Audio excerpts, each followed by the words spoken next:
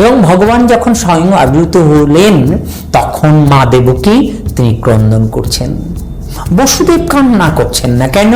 কারণ বসুদেব তিনি কিন্তু স্থিতিপ্রজ্ঞ। স্থিতিপ্রজ্ঞ কাকে বলে? এদিকে যখন নিয়ে যাচ্ছিলেন তখন ওই পথে তখন বৃষ্টি হচ্ছিল, রাত তখন 12টা বাজে, বৃষ্টি হচ্ছিল। হ্যাঁ, এই বৃষ্টি যখন হচ্ছে তখন সেই বর্ষা যাতে আমার ভাইয়ের গায়ে না যাতে না পড়ে, তাই বলরাম তিনি কিন্তু অনন্তদেব তিনি ছত্র ধারণ করলেন, অর্থাৎ তার যে অনন্ত যে ফণা আছে সেই ফণা দিয়ে তিনি ছত্র ধারণ করলেন। এই করতে করতে যখন তিনি যমুনার পাড়ে গেলেন পিতা বসুদেব, তখন দেখলেন যমুনা ফেঁপে ফুলে উঠেছে বর্ষার জলে। কোথায় নিচু কোথায় উঁচু কিছু বোঝা যাচ্ছে না, তাই কিভাবে আমি যাব গোকুলে? তখন তিনি কি করলেন? তিনি দেখলেন একটি শৃগালিনী। হ্যাঁ, ভগবান যোগমায়াকে মহামায়াকে বললেন, মহামায়া তুমি শৃগালিনী রূপ ধারণ করো। শৃগালিনী ওই রাস্তা দিয়ে যাচ্ছে, যখন জলের মধ্যে দিয়ে যাচ্ছে তার হাঁটুও ডোবে না। বসুদেব ভাবলেন হ্যাঁ যে বোধহয় আমার পুত্র জলে হারিয়ে গেছে, এবং তিনি খুঁজতে লাগলেন। এমন সময় ভগবান যমুনা দেবীকে বললেন, যমুনে আজকে তুমি ছেড়ে দাও, আমি যোগমায়ার ব্যবস্থাপনায় যোগমায়ার উপস্থিতিতে অষ্টসখী সহ শ্রীমতী রায়কে নিয়ে রাধারানীকে নিয়ে আমি তোমার বক্ষে নৌকা বিলাস করব। আর নমস্কার, আমি রাজু চক্রবর্তী। ভাগবত বেদান্ত ইউটিউব চ্যানেলে আপনাদের সকলকে স্বাগত জানাই। সুপ্রিয় দর্শক বন্ধুরা, প্রতিদিনের মতো আজকেও একটি সম্পূর্ণ নতুন বিষয়ের উপর নতুন এপিসোড নিয়ে আপনাদের সামনে হাজির হয়েছি। আর আজকে আমাদের সঙ্গে উপস্থিত আছেন শ্রীপাদ ভক্তিশাস্ত্রী তপমূর্তি দাস প্রভুজি, এবং আজকে আমাদের কথোপকথনটি তার সঙ্গে আমরা এগিয়ে নিয়ে যাব। তো সুপ্রিয় দর্শক বন্ধুরা, যেহেতু একটি নতুন এপিসোড, একটি নতুন তথ্যের উপরে, নতুন বিষয়ের উপরে, তাই আজকের এই বিষয়টি আপনাদের সামনে উপস্থাপনা করতে চাইছি। এই জগৎকে তো আমরা মায়ার জগৎ বলেই জানি। তো এই মায়ার জগৎ থেকে উদ্ধারের ক্ষেত্রে ভগবান শ্রীকৃষ্ণের কোনো লীলা আছে কিনা? তো আমি আমার বাক্যকে এখানে বিরাম দেবো। আমরা সরাসরি পৌঁছে যাব শ্রীপাদ ভক্তিশাস্ত্রী তপমূর্তি দাস প্রভুজির কাছে, এবং তার কাছ থেকে এই বিষয়টি সম্বন্ধে জেনে নেওয়ার চেষ্টা করব। তো আপনাকে প্রথমেই প্রণাম এবং স্বাগত জানাই আমাদের এই চ্যানেলে। তো কোনো কথা রাগঢাক না রেখে, কোনো কথা না বাড়িয়ে প্রথমেই যে প্রশ্নটি আপনার কাছে আমি করতে চাইছি, তো এই মায়ার জগৎ থেকে উদ্ধার পাওয়ার জন্য ভগবানের কি কোনো লীলা রয়েছে? হ্যাঁ, অবশ্যই। যদি কিছু আলোচনা আপনি ভক্তদের উদ্দেশ্যে বা দর্শকদের উদ্দেশ্যে এবং আমাদের উদ্দেশ্যে করেন। সকলকে প্রণাম জানাই। ভগবানের অনন্ত লীলা, এবং সেই লীলা কথা আস্বাদন করবার জন্য যে চেতনা দরকার, সেই চেতনা আমার ব্যক্তিগতভাবে নেই। আপনারা প্রত্যেকে শ্রীমদ্ ভাগবতম যে অমৃত রস পান করবার যোগ্যতা আপনাদের রয়েছে, কিন্তু আমি সেই যোগ্যতা সত্যি আমার নেই। কেন? কারণ এখনো পর্যন্ত আমি মায়া দ্বারা যুক্ত। তাই আমি আপনাদের চরণতলে নিজেকে সঁপে দিয়ে আমি চেষ্টা করছি প্রভু যে প্রশ্ন করেছে সেই প্রশ্নের কিছু উত্তর দেওয়ার জন্য। ভগবান তিনি কংসের কারাগারে আবির্ভূত হয়েছিলেন, এবং যখন তিনি আবির্ভূত হলেন সেই সময় আমরা দেখতে পাই যে ভগবান আবির্ভূত হওয়ার আগেই 6টি তার অগ্রজ ভ্রাতা তারা নিধন হয়েছিলেন কংস দ্বারা, এবং 7ম ভ্রাতা তিনি 5ম মাস পর্যন্ত মা দৈবকীর গর্ভে ছিলেন। পরে যোগমায়ার প্রভাবে সেখান থেকে নিয়ে মা রোহিণীর গর্ভে তিনি আর কি ওটাকে সঞ্চার করেছিলেন, এবং বলদেব যিনি অনন্ত দেব, যিনি ত্রেতা যুগে ভ্রাতা লক্ষণ রূপে ছিলেন, তিনি সেই রূপে আর কি আবির্ভূত হলেন। তার 1 বছর পরে ভগবান স্বয়ং আবির্ভূত হলেন, এবং ভগবান যখন স্বয়ং আবির্ভূত হলেন তখন মা দেবকী তিনি ক্রন্দন করছেন। বসুদেব কান্না করছেন না কেন? কারণ বসুদেব তিনি কিন্তু স্থিতিপ্রজ্ঞ। স্থিতিপ্রজ্ঞ কাকে বলে? এই সম্পর্কে আমাদের জানা দরকার। বলছি যে তমগুণী যারা, তমগুণ থেকে রজগুণ ভালো, রজগুণ থেকে সত্যগুণ ভালো। কিন্তু সত্যগুণেরও একটা অসুবিধা আছে। কি অসুবিধা? সত্যগুণীরা তারা মনে করে অনেক সময় যে আমি তোমার থেকে বেশি জ্ঞানী, আমি তোমার থেকে বেশি শ্রেয়। এই দ্বারা সে কি করে? আবদ্ধ হয়, এই মায়া জগতে আবার আবদ্ধ হয় এবং আবার ভবকূপে নিমজ্জিত হন। তাই সত্যগুণও ভালো নয়। তাই কৃষ্ণ ভক্ত যারা হন, বিষ্ণু ভক্ত যারা হন, তারা ত্রিগুণাতীত হন। তাই দেখবেন দেবাদিদেব মহাদেব তিনি ত্রিগুণাতীত। ভালো করে বুঝবেন। তাহলে তিনি তমগুণকে পরিচালনা করেন, রাজ্যটা পরিচালনা করার দায়িত্ব তমগুণের। কার? দেবাদিদেব মহাদেবের। কিন্তু তিনি তমগুণী নন, তিনি ত্রিগুণাতীত। হ্যাঁ, পরবর্তীকালে কোনো একটা অনুষ্ঠানে আমরা নিশ্চয়ই এটা আলোচনা করব। কারণ দেবাদিদেব মহাদেব সম্পর্কে যদি আমরা যথাযথ আলোচনা না করি তাহলে কিন্তু আমরা কখনো প্রকৃত বৈষ্ণবীয়তা লাভ করব না। কারণ পরম বৈষ্ণব স্বয়ং দেবাদিদেব মহাদেব। তাই সেখানে দাঁড়িয়ে আমরা দেখতে পাই যে ভগবান তো সেখানে তমগুণ, রজগুণ এবং সত্যগুণ। তাহলে সত্যগুণের উপরে উঠতে হবে। তাই ত্রিগুণাতীত হলে কি হবে? বাসুদেব স্থিতি। বাসুদেব স্থিতি হলে কি হবে? তখন আমি ভগবান সম্পর্কে বিভিন্ন তত্ত্বগত জ্ঞান আমি লাভ করব। ভগবানের কথা জানতে জানতে জানতে জানতে যখন আমার ওই স্তর অতিক্রম হলো, অর্থাৎ বাসুদেব স্থিতি অতিক্রম করব, তখন স্থিতিপ্রজ্ঞ হব আমরা। সেই স্থিতিপ্রজ্ঞ ছিলেন বসুদেব, পিতা বসুদেব। তাহলে পিতা বসুদেবকে কেন কংস ভগ্নিপতি হিসাবে গ্রহণ করেছিল? নিশ্চয়ই এখান থেকে বোঝা যাচ্ছে দেবতাদের তিনি পরিত্যাগ করলেন, যে না, এদের যে যোগ্যতা তা বসুদেবের সমকক্ষ নয়। তাই 17খানা বিবাহ, দৈব বিবাহ করার পরেও 18তম বিবাহ করতে বাধ্য করেছিলেন কংস, এবং সেই কথায় তিনি সায় দিতে বাধ্য হয়েছিলেন। যাই হোক, এবং আপনারা সকলে জানেন সেই ইতিহাস। তো সেখানে দাঁড়িয়ে যখন 18তম অষ্টম গর্ভের সন্তান ভগবান স্বয়ং আবির্ভূত হলেন, তখন আমরা দেখতে পাই মা দৈবকী তিনি কি করছেন? ক্রন্দন করছেন। তো দৈবকীর এই ক্রন্দনে তখন ভগবান কি করলেন? চতুর্ভুজ মূর্তি ধারণ করলেন। এবং ভগবান চতুর্ভুজ মূর্তি ধারণ করলেন কেন? কারণ চতুর্ভুজ মূর্তি ধারণ করলেই মা বুঝতে পারবেন ভগবান তিনি গোলক বৃন্দাবনে দ্বিভুজ মুরলীধর, যে মূর্তি ধরেই তিনি এই জগতে এসেছেন এবং তার কোনো রূপ পরিবর্তন হয়নি। কিন্তু মা তো বুঝবেন না। মা কি বুঝবেন? তিনি হচ্ছেন বৈকুণ্ঠপতি শ্রী নারায়ণকে বুঝবেন। শ্রী বিষ্ণুর যে রূপটা আমরা সকলে জানি, সকল জীবের আশ্রয়স্থল হচ্ছেন ভগবান শ্রী নারায়ণ। নীরে অবস্থান করেন, অর্থাৎ জলের মধ্যে অবস্থান করেন, তাই ভগবানের আর এক নাম নারায়ণ। সেই চতুর্ভুজ মূর্তি যখন তিনি ধারণ করলেন, তখন সাথে সাথে পিতা বসুদেব মা দেবকে প্রণাম করলেন। ভগবান বললেন, হে মাতা, হে পিতা, আপনাদের কোনো ভয় নেই, আমাকে আপনারা নন্দালয়ে পৌঁছে দিন। সেই সময় নন্দালয়ে যখন পৌঁছে দেওয়ার জন্য বললেন, তখন মা দেবকী বললেন, কংসের কারারক্ষীরা রয়েছে এবং আমরা শৃঙ্খলাবদ্ধ রয়েছি, এবং সেখানে আর কি কংস তো এক্ষুনি জেনে যাবে সব। তখন বলল, যোগমায়ার প্রভাবে এগুলি সমস্ত কিছু ঠিক হয়ে যাবে। কারারক্ষীরা তারা নিদ্রায় নিমগ্ন হলেন এবং কারাগার খুলে গেল এবং রুদ্ধ যে শৃঙ্খলাবদ্ধ অবস্থা সেটা মুক্ত হয়ে গেল। পিতা বসুদেব তখন তার ছোট্ট শিশুকে কি করল? তিনি একটা ঝোলাই করে, অর্থাৎ ঝুড়িতে করে তিনি মাথায় করে নিয়ে চললেন। এদিকে যখন নিয়ে যাচ্ছিলেন তখন ওই পথে তখন বৃষ্টি হচ্ছিল। রাত তখন 12টা বাজে, বৃষ্টি হচ্ছিল। এই বৃষ্টি যখন হচ্ছে তখন সেই বর্ষা যাতে আমার ভাইয়ের গায়ে যাতে না পড়ে, তাই বলরাম তিনি অনন্ত দেন তিনি ছত্র ধারণ করলেন, অর্থাৎ তার যে অনন্ত যে ফণা আছে সেই ফণা দিয়ে তিনি ছত্র ধারণ করলেন। এই করতে করতে যখন তিনি যমুনার পাড়ে গেলেন পিতা বসুদেব, তখন দেখলেন যমুনা ফেঁপে ফুলে উঠেছে বর্ষার জলে। কোথায় নিচু কোথায় উঁচু কিছু বোঝা যাচ্ছে না, তাই কিভাবে আমি যাব গোকুলে? তখন তিনি কি করলেন? তিনি দেখলেন একটি শ্রীগালিনী। ভগবান যোগমায়াকে, মহামায়াকে বললেন, মহামায়া তুমি শ্রীগালিনী রূপ ধারণ করো।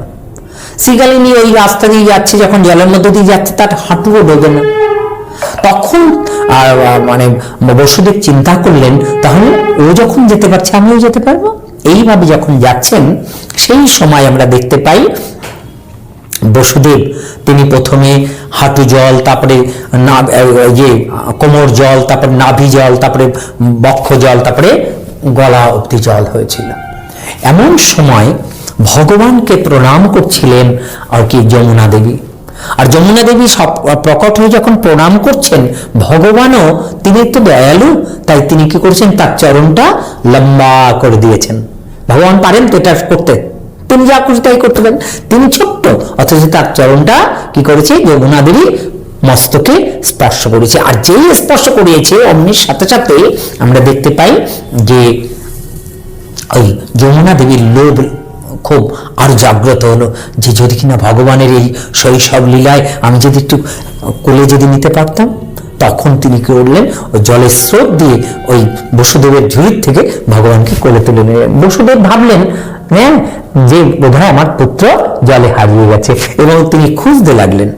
এমন সময় ভগবান যমুনা দেবীকে বললেন, যমুনি আজকে তুমি ছেড়ে দাও, আমি যোগমায়ার ব্যবস্থাপনায়, যোগমায়ার উপস্থিতিতে অষ্টসখী সহ শ্রীমতী রায়কে নিয়ে, রাধারানীকে নিয়ে আমি তোমার বক্ষে নৌকা বিলাস করব। আর নৌকা বিলাসের মাধ্যমে এই জগতের জীব কিভাবে উদ্ধার প্রাপ্ত হবে তার যে সূক্ষ্ম ধারণা, সেই ধারণাগুলি এই জগৎবাসীগণ পাবে। সকল জীবের জন্য এটা খুবই গ্রহণযোগ্য হবে, তাই আজকে তুমি আমাকে ছেড়ে দাও। পরবর্তীকালে আপনারা জানেন যমুনা দেবী তিনি ছেড়ে দিয়েছিলেন, এবং অবশেষে আমরা দেখতে পাই পিতা বসুদেব তিনি নন্দালয়ে পৌঁছে দিয়ে সেখানে মায়া দেবীকে নিয়ে এলেন।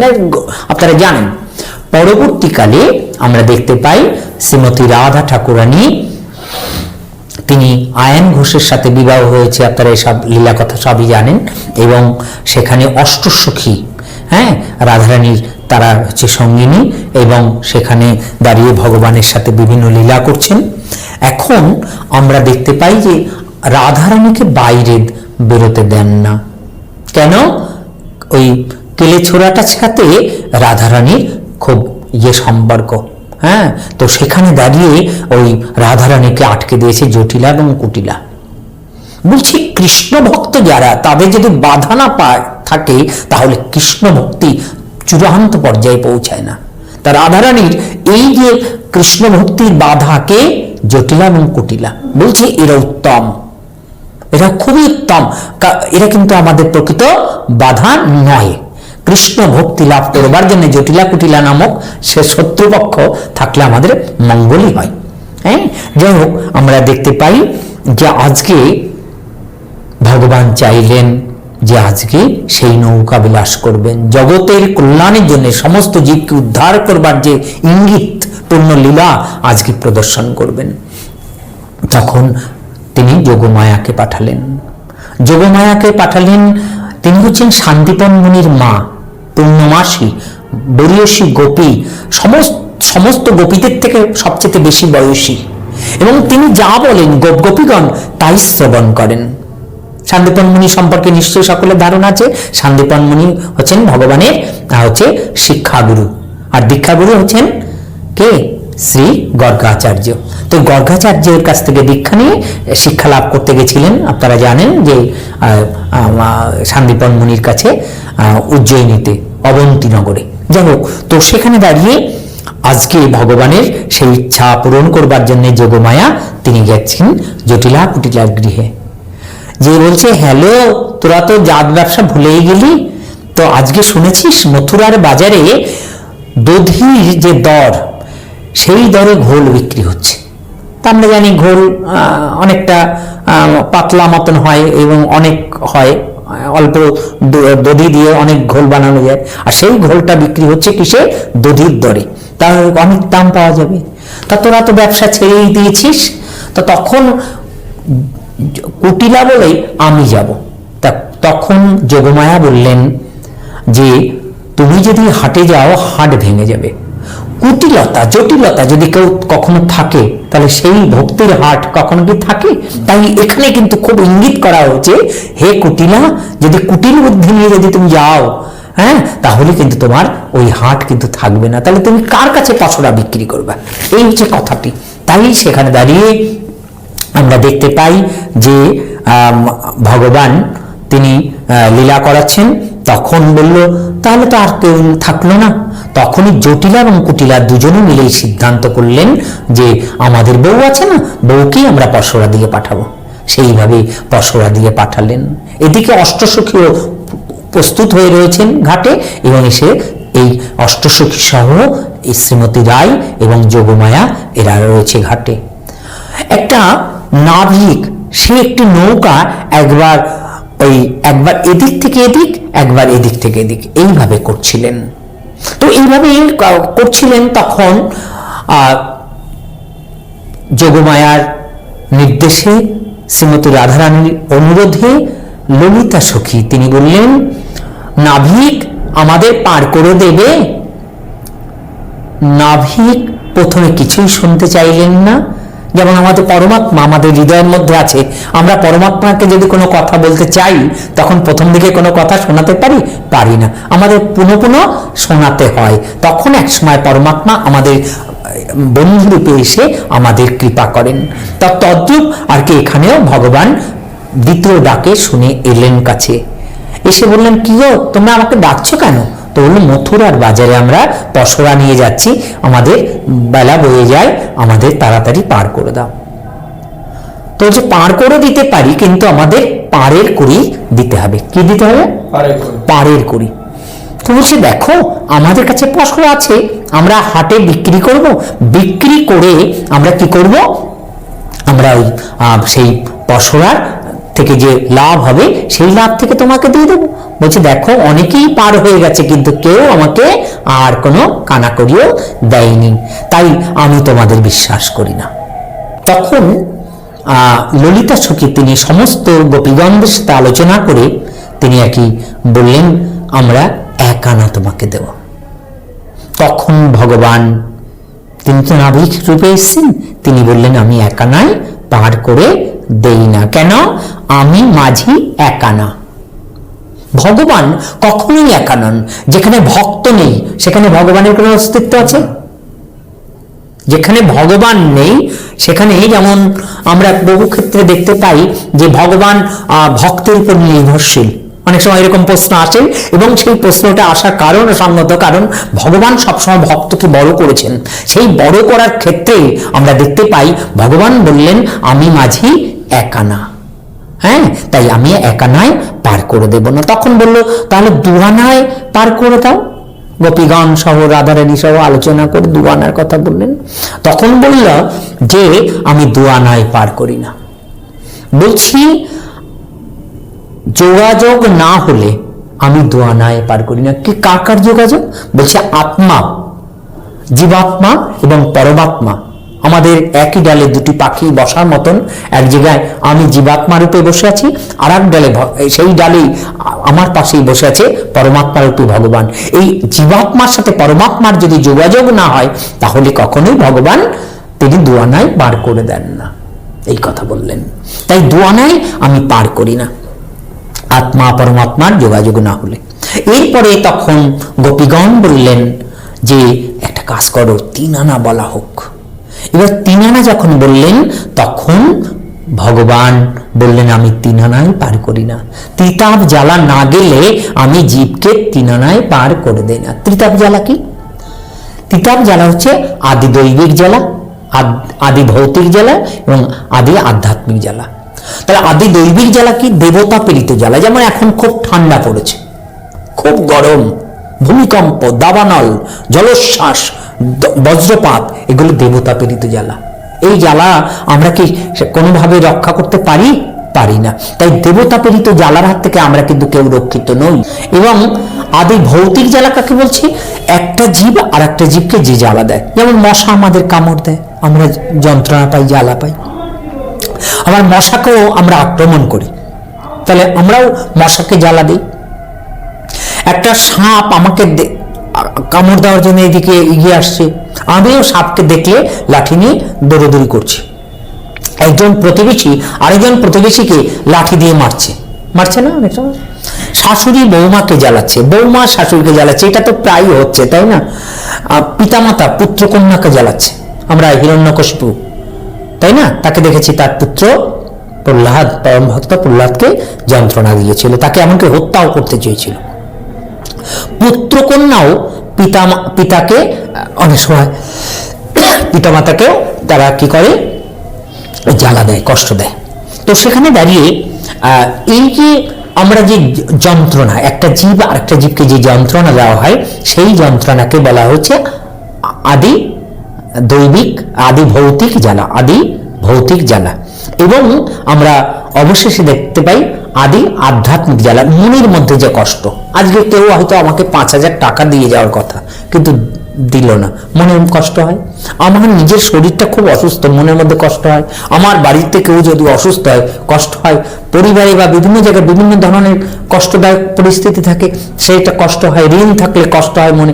এই যে জ্বালা, এই ত্রিতাপ জ্বালা যতক্ষণ আমার হৃদয়ের মধ্যে থাকবে, ভগবান বললেন আমি ত্রিতাপ জ্বালায় আমি তাকে পার করি না, অর্থাৎ তিনানায় পার করি না ত্রিতাপ জ্বালা যতক্ষণ না যাবে। তাই তিতাব জ্বালার হাত থেকে যারা যতক্ষণ রক্ষিত নয়, আমি তিতাব জ্বালা থাকলে আমি তিনানায় পার করি না। তখন আর ললিতা সখীগণ বললেন সবার সঙ্গে আলোচনা করে, তাহলে আমি 4 আনায় আর কি আমরা দেব, আমাদের পার করে দেওয়া হোক। তখন ভগবান বললেন আমি 4 আনায় পার করি না। বলছে কেন? চতুর্বর্গের ফল মেলে না। চতুর্বর্গ কি? ধর্ম, অর্থ, কাম এবং মোক্ষ, এই 4টি হচ্ছে চতুর্বর্গ। এই 4টি বর্গ কার কার ছিল? হিরণ্যকশিপুর ছিল, ধর্ম, অর্থ, কাম, মোক্ষ ছিল না? এবং রাবণের ছিল তো। এবং ধর্ম, অর্থ, কাম, মোক্ষ থাকা সত্ত্বেও পঞ্চম পুরুষার্থ ভগবত প্রেম, হ্যাঁ, ভগবত প্রেম কিন্তু ছিল না। আর এই ভগবত প্রেম না থাকার ফলে এই রাবণ বা হিরণ্যকশিপু তারা কিন্তু সেই জন্মেই কিন্তু উদ্ধার প্রাপ্ত হয়নি, তাদের আবার জন্মগ্রহণ করতে হয়েছে, দন্তবংশ শিশুপাল, তাই না? এইভাবে। এবং অবশেষে আমরা চতুর্বারেও জন্মগ্রহণ করতে হয়েছে, 3টে জন্মগ্রহণ করার পরে। এরপরে আমরা দেখতে পাই যে ললিতা সখী অষ্টসখী সহ, মানে রাধারানী সহ সবার সাথে আলোচনা করে বললেন যে আমি 5 আনা দেব আমরা। হে নাভিক, আমরা সবাই মিলে 5 আনা দেব। এবার বলছে পঞ্চরসের রসিক ছাড়া আমি 5 আনায় আমি পার করি না। পঞ্চরসের রসিক কারা? শান্তরস, দাস্যরস, তারপরে সখ্যরস, বাৎসল্য রস এবং মধুর রস। এই 5টি রসের রসিক ছাড়া, হ্যাঁ, রস হচ্ছে মোট 12টি রস আছে, তার মধ্যে মুখ্য রস হচ্ছে 5টি আর গৌণ রস হচ্ছে 7টি। এই 7টি রস, হ্যাঁ, যারা রসিক তাদের কিন্তু তিনি কৃপা করেন না। তিনি কৃপা করেন পঞ্চরসের রসিক যারা, এই যে যারা নৃত্য করে, হ্যাঁ, তাদের কিন্তু আরো অন্যান্য রসের উপরে দাঁড়িয়ে তাদের বিভিন্ন নৃত্য করতে হয়। হ্যাঁ, নটরাজ স্বয়ং এই সব নৃত্যের ধাত্রী, এবং সেখানে দাঁড়িয়ে আমরা দেখতে পাই যে নটরাজ সেগুলো করছেন। তো পঞ্চরসের রসিক ছাড়া তিনি কখনো পার করেন না। তাহলে শান্তরসের রসিক কারা? আমাদের এই পৃথিবীতে নেই। তারা হচ্ছেন আমরা সত্যলোক, তপলোকে যেমন সনক, সনাতন, সনন্দন, সনত কুমার ব্রহ্মার যে 4 পুত্র, তারা এই শান্তরসের রসিক এবং তারা শান্তভাবে ভগবানকে সেবা করেন।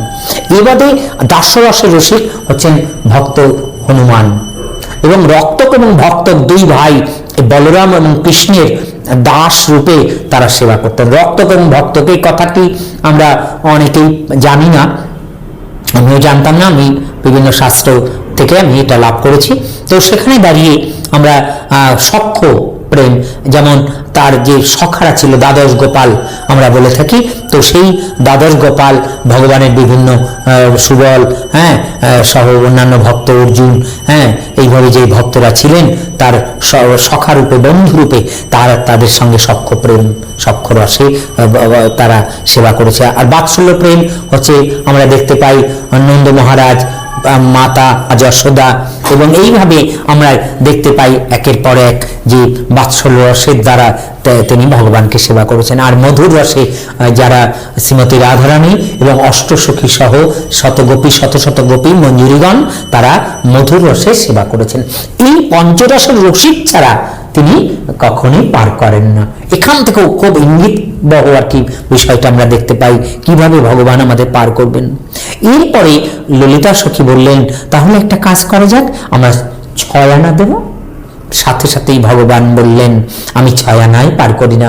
এ নাভিক এমনই নাভিক যেখানে কোনো কম পয়সা দিলে তিনি পার করেন না। তো বলছে 6 আনা কেন পার করবে না? বলছে ষড়রিপু বশ না হলে আমি 6 আনায় পার করবো না। তো ষড়রিপু কি? কাম, ক্রোধ, লোভ, মোহ, মদ, মাৎসর্য। এই ষড়রিপু বশ না হলে আমি কি করব না? আমি আর কি পার করে দেব না। এইবার প্রথম হচ্ছে কি কাম। তাহলে কামকে আমি কিভাবে দমন করব? কাম তো অদমনীয় বিষয়। তো বলছে কাম সবসময় কৃষ্ণ অর্পণে দিতে হবে। কেমন কাম? মানে কামনা, চোখ দিয়ে কুজিনিস দেখা, মায়া জিনিস দেখার ইচ্ছা, কান দিয়ে মায়া জিনিস শ্রবণ করার ইচ্ছা, নাসিকা দিয়ে মায়া জিনিসের ঘ্রাণ গ্রহণ করা, মুখ দিয়ে কুজিনিসের স্বাদ গ্রহণ করা জিহ্বা দ্বারা, এবং মুখ দিয়ে কুকথা বলা, মায়া কথা বলা, এবং চর্ম দ্বারা মায়াকে স্পর্শ করা। এই যে আমাদের আর কি চক্ষু, কর্ণ, নাসিকা এবং জিহ্বা, ত্বক, এই দ্বারা আমরা কর্মগুলো করে থাকি। তো সেখানে দাঁড়িয়ে আমি এটা করতে পারি, চোখ দিয়ে সর্বত্র ভগবানকে দেখব। হ্যাঁ, যারা প্রকৃত কৃষ্ণ ভজন বুঝেছেন, এই প্রসঙ্গে একটি কথা বলবো। আমাদের নিশ্চয়ই সকলের বাসনা জাগে, যেমন আমি এই প্রভুর সাথে বসে আছি, প্রভু আমার সামনে বসে আছে, উনি আমার সাথে কথা বলছে, আমি ওনার সাথে কথা বলছি। আমাদের কি সকলের একটু ইচ্ছা হয় না যে ভগবান এইভাবে আমার সামনে বসুক, আমি ভগবানকে আমার হৃদয়ের কথা বলি, ভগবানও তার হৃদয়ের কথা বলুক? তো বলা যায় কিনা এই প্রসঙ্গে আমরা পরবর্তীকালে আমরা এই আলোচনা করব। তো সেখানে দাঁড়িয়ে আমরা যারা কৃষ্ণ ভক্ত তারা সর্বত্র ভগবানকে দেখতে পান। হ্যাঁ, দ্বিতীয়ত হচ্ছে তিনি কান দিয়ে শুধু ভগবানের কথা ছাড়া অন্য কোনো কথা শুনতে পান না। হ্যাঁ, তিনি নাসিকা দ্বারা তিনি ভগবানের চরণে যে চন্দন চর্চিত যে পুষ্প সুগন্ধি গন্ধযুক্ত, সেই গন্ধযুক্ত পুষ্পের ঘ্রাণ গ্রহণ করবেন। আর কি করবেন? ভগবানকে নিবেদিত যে ভোগের প্রসাদ, সেই ভোগের মহাপ্রসাদ তিনি কি করবেন? তিনি প্রসাদের স্বাদ গ্রহণ করবেন জিহ্বা দ্বারা। আর কি মুখ দিয়ে কি করবেন? সবসময় ভগবানের নাম করবেন। এবং আমরা দেখতে পাই চর্ম দ্বারা যদি সর্বত্র ভগবান থাকে, তাহলে তিনি যেখানে স্পর্শ করবেন সেখানেই ভগবান অবস্থান করেন। তাই এই জায়গাটা দাঁড়িয়ে আমরা কামকে কৃষ্ণ অর্পণে দিতে পারি। কাম অন্য কোনো কারণে, মায়ার কারণে আমাদের রাখা উচিত নয়। হ্যাঁ, এবারে কি কাম। তারপরে ক্রোধ। ক্রোধ মানে রেগে যাওয়া। কৃষ্ণ ভক্ত কখনোই রাগেন না, কিন্তু রেগে যেতে পারেন। কখন? নিজের জন্য রাখবেন না। যদি কিনা কেউ কখনো কৃষ্ণ ভক্তকে চলাকার দিয়ে মারছে, তখন তিনি কখনো রেগে যাবেন না। তিনি বলবেন কি যে, হে প্রভু, হে মাতাজি, আপনি আমাকে যে চলাকার দিয়ে মারছেন, আপনার ওই চলাকারটা তো অমসৃণ, আমি নিশ্চয়ই আপনার চরণে অপরাধ করেছি, কিন্তু ওই চলাকার তো তার তো ধার আছে, আপনার হাতে লাগছে নিশ্চয়ই ব্যথা, আপনার খুব কষ্ট হচ্ছে আমাকে এই প্রকৃত শাস্তি প্রদান করার জন্য। নিজের জন্য কিছু বলছে না। কিন্তু যদি কিনা অন্য কোনো ভক্তকে যদি অহেতুক যদি কেউ অত্যাচার করে, তাহলে সিংহ গর্জন করবে। একজন ভক্ত আরেকজন ভক্তের উপরে যদি কোনো অত্যাচার হচ্ছে দেখে, তারপরে সে কি করবে? সিংহের মতন গর্জন করবে। তাহলে কি করবে? ভক্ত দোষী জনে ক্রোধ দেখাবে কখন? যখন অন্য ভক্তের সাথে কেউ শত্রুতা করছে, তখন সে নিজে সিংহের মতন গর্জন করে ক্রোধ প্রদর্শন করবেন। তাহলে কাম, ক্রোধ। এরপরে লোভ। এই যে আপনারা যারা এই চ্যানেলটি দেখছেন, তো আপনারা অনেকক্ষণ ধরে কষ্ট করে শুনছেন, অনেক কাজকর্ম বাদ দিয়ে, তাহলে আপনাদেরও একটা লোভ হয়ে আপনারা এখানে শুনছেন। কি লোভ? হরি কথায় লোভ। তাহলে আমরা অন্য কোনো লোভ করব না, লোভ করব কিসে? হরি কথায় লোভ। তাহলে কাম, ক্রোধ, লোভ। এরপরে মোহ। মোহ আমাদের অনেক কিছু থাকতে পারে, কিন্তু আমাদের চূড়ান্ত মোহ হওয়া উচিত ভগবানের শ্রীচরণ। ভগবানের চরণ কিভাবে লাভ করব, এই মোহটাই আমাদের থাকা উচিত। অন্য কোনো মোহ আমাদের জন্য স্পর্শ না করে। আর কি? কাম, ক্রোধ, লোভ, মোহ। মদ, মদ মানে আমাদের, মদ মানে হচ্ছে আমরা এই যে আমাদের সহস্র ধার, এই যে মস্তক, এই মস্তককে ভাবা হয় যে আমাদের একটি পদ্ম ফুল, এই পদ্ম ফুলে হাজারখানা পাপড়ি আছে, সেই পাপড়ির মধ্যে মধু আছে বা মদ আছে। সেই মদ বিন্দু বিন্দু করে আমাদের হৃদদেশে পতিত হয়, আর হৃদদেশে যখন পতিত হয় তখন আমরা কি করি?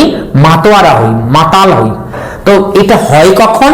যখন আমরা যখন হরিনাম করি, হরে কৃষ্ণ মহামন্ত্র করে কীর্তন করি, তখন কৃষ্ণ নাম করি, তখন কি হয়? আমাদের মধ্যে সেই যে পদ্ম ফুলের যে মদ, ওই মদ আমাদের কি হয়? মধু ধীরে ধীরে পতিত হয় আমাদের হৃদদেশে, আর তখন আমরা মাতোয়ারা হয়ে পড়ি, মাতাল হয়ে পড়ি। তাই হরিনামে মাতোয়ারা, এই শব্দটি হচ্ছে হরিনামে মাতোয়ারা। তাই কৃষ্ণ ভক্তকে আলাদাভাবে আনন্দ পাওয়ার জন্য অন্য কোথাও থেকে মদ্যপান করতে হয় না। তাহলে এই মদ কৃষ্ণ ভক্তিতেও প্রয়োজন। তাই কৃষ্ণ ভক্তি লাভ করবার জন্য আমাদের কি করা উচিত? মদ্যপান করা উচিত। কিন্তু কোন মদ্য? যে মদ্য আমাদের ওই সহস্র ধার থেকে হৃদদেশে পতিত হয় যখন আমরা হরিনাম করি সেই সময়। তাই দেখবেন কৃষ্ণ ভক্তরা সবসময় হরিনাম করে। কেন করে? এই মদ তারা পান করে, মাতোয়ারা হয়, হরিনামে মাতোয়ারা বলা হয়। হ্যাঁ, তাই যাই হোক, তাহলে সেখানে দাঁড়িয়ে তাহলে কাম, ক্রোধ, লোভ, মোহ, মদ এবং মাৎসর্য, মাৎসর্য মানে পরনিন্দা, পরচর্চা।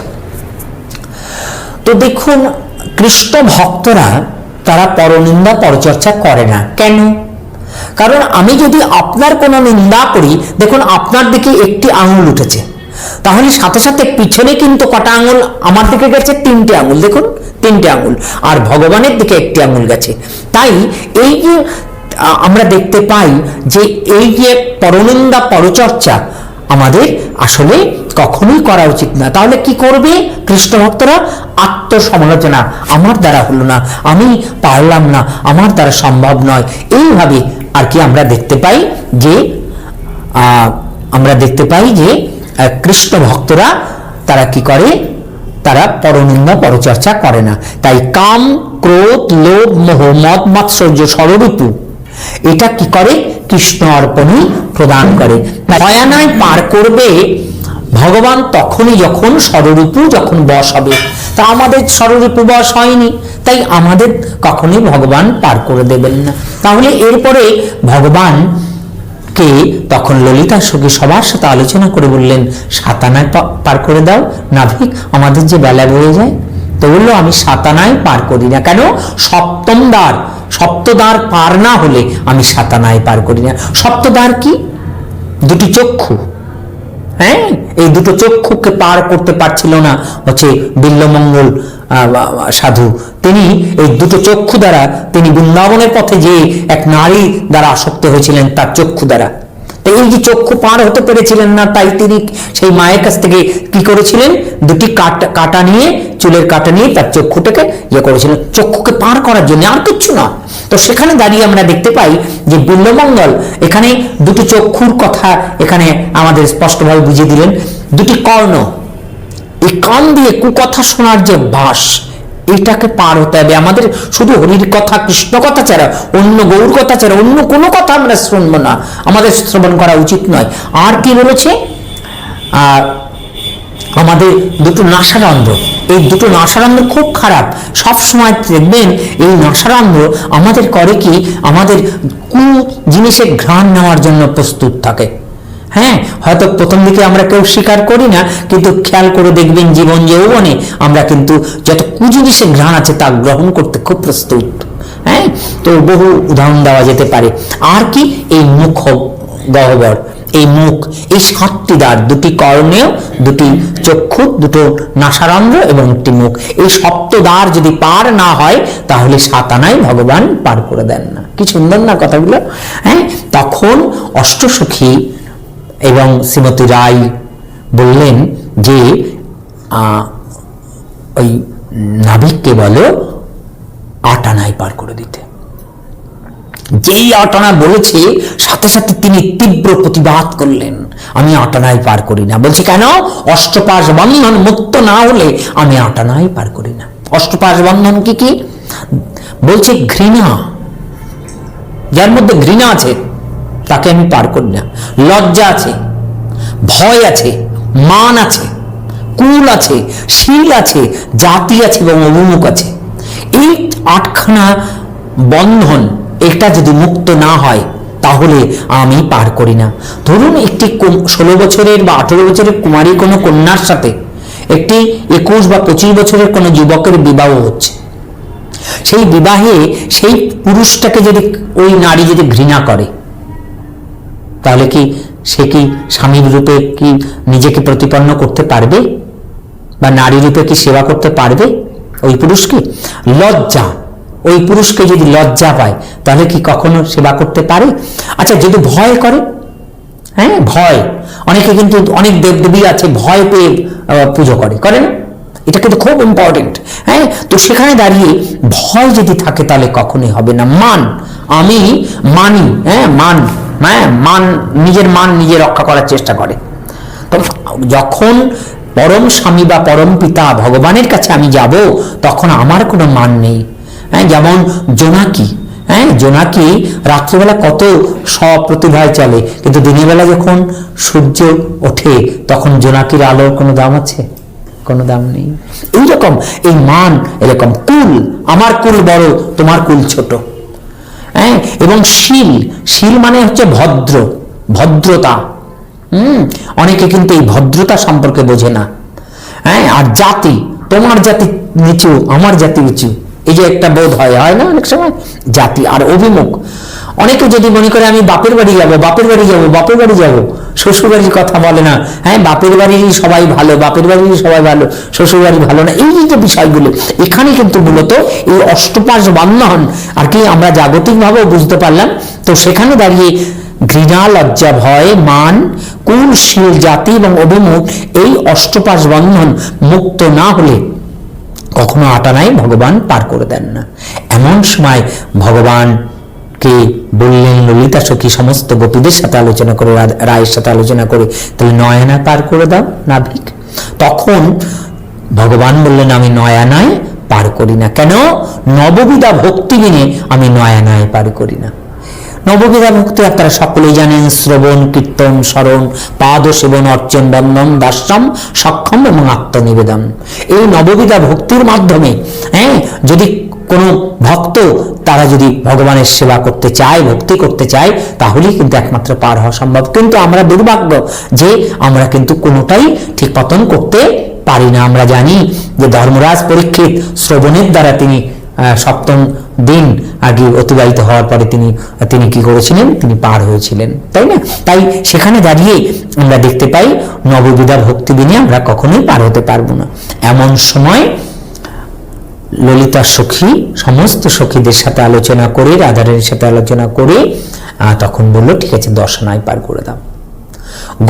সাথে সাথে গোপীর কথা শ্রবণ করেই ভগবান বললেন নাভিক রূপে যে আমি দশানায় পার করব না। বলছে 10 ইন্দ্রিয় বশ না হলে আমি দশানায় পার করব না। কি কি? 5টা কর্মেন্দ্রিয়, বাক এই বাক্য, পানি মানে হাত, পাদ মানে চরণ, এবং পায়ু মানে মলদ্বার, এবং উপস্থ প্রস্রাবের দ্বার, মূত্রধার। এই 5খানা কর্মেন্দ্রিয় এবং 5টা জ্ঞানেন্দ্রিয়, কর্ণ, চক্ষু, নাসিকা, জিহ্বা এবং ত্বক, এই 5টা জ্ঞানেন্দ্রিয়, এই 10টা ইন্দ্রিয় যদি বশ না হয়, ইন্দ্র যা বলছে আমি তাই করছি, এটা করলে কিন্তু কখনোই আমাকে পার করে দেবে না। তাই এখানে গোপীদের বললেন ভগবান যে আমি দশানায় পার করব না। এরপরে তখন ওই গোপীগণ শ্রীমতী রাধারানীকে নিয়ে বসলেন এবং যোগমায়া পূর্ণমাসীকে নিয়ে বললেন। রাধারানী বললেন এই নাভিক সাধারণ নাভিক নয়, এই নাভিক 16 আনা ছাড়া আমাদের পার করে দেবে না, তাই 16 আনাই একে দিতে হবে। তাই 16 আনা তখন যখন দিতে চাইলেন তখন বললেন হ্যাঁ আমি পার করে দেব। কি কি দিতে হবে জানো এই 16 আনার মধ্যে? বলছে 10 ইন্দ্রিয় এবং ষড়রিপু, 5টা কর্মেন্দ্রিয়, 5টা জ্ঞানেন্দ্রিয়, এদের বশ করতে হবে, আর 6টা রিপুকে বশ করতে হবে। এই 16টা আনা আমাদের দিতে হবে। 16 আনা যদি আমরা দিতে পারি তাহলেই আমাদের ভগবান পার করে দেবে। আমরা এই লীলার মধ্য দিয়ে আমরা বুঝতে পারি যে জীব উদ্ধারের যে কি বলা যেতে পারে সংকেত ভগবান স্বয়ং তিনি দিয়েছিলেন। তাই আমাদের এখানে খুবই তাৎপর্যপূর্ণ বিষয় যে আমরা জগৎ থেকে উদ্ধার হওয়ার জন্য আমরা সকলেই ব্যস্ত, কোনো সন্দেহ নেই।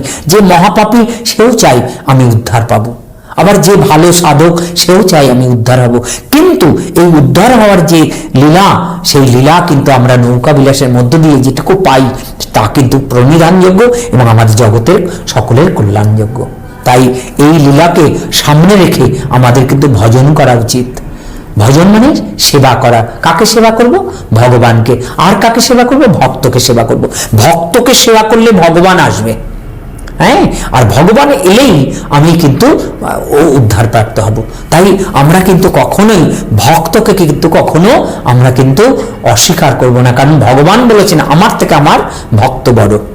তাই ভক্তের সেবা করতে করতে একসময় ভগবানের সেবা করতে পারবো, আর ভগবানের সেবা করতে পারলেই আমি অবশ্যই এই জগৎ থেকে যথাযথভাবে উদ্ধার প্রাপ্ত হব। যে কর্ম করার জন্য আমি এই জগতে তিনি পাঠিয়েছেন সেই কর্ম করেই আমি এখান থেকে যথাযথ মার্গে আমি পৌঁছাতে পারবো। হরে কৃষ্ণ। সুপ্রদর্শক বন্ধুরা, তো আজকে একটি বিশেষ বিষয়ে আলোচনা আপনাদের সামনে তুলে ধরা হলো এবং আলোচনাটি তুলে ধরলেন শ্রীপাদ ভক্তিশাস্ত্রী তপমূর্তি দাস প্রভুজি। তো আমরা একটি বিষয় আপনাদের সামনে উপস্থাপনা করতে চাইছি।